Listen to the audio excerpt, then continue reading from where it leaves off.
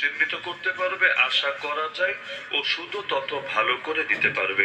এমনকি কেউ যদি সহি ফতোয়াও দিতে চায় যে ফতোয়াটা সহি হবে, ভুল হবে না, সঠিক হবে, ভেজাল হবে না, সহি হবে, গলদ হবে না, তার জন্য জরুরি হলো আগে তাকে বুঝতে হবে। এটাকে আমাদের পরিভাষায় আমরা বলি মাসআলা তাকিফ করা।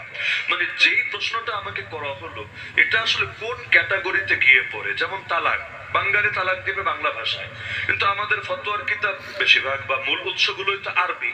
এখন সে যে বাক্যে তালাক দিয়েছে এটা গিয়ে আসলে কোন বাক্যের সাথে মিলছে, এটা কোন অধ্যায়ের সাথে, কোন পরিচ্ছেদের সাথে, কোন অনুচ্ছেদের সাথে সামঞ্জস্যপূর্ণ হচ্ছে, এটা যে আলেম যত ভালো বুঝবে তার ফতোয়া তত বেশি নিখুঁত হবে। যেহেতু এখানে অনেক তালিবুল ইলম আছে, বোঝার সাথে ছোট্ট একটা উদাহরণ দেই, হয়তো সাধারণ মানুষের বুঝতে একটু জটিল হলেও হতে পারে, বাকি দিলের কান দিয়ে শুনলে বুঝতে সহজই হবে ইনশাআল্লাহ।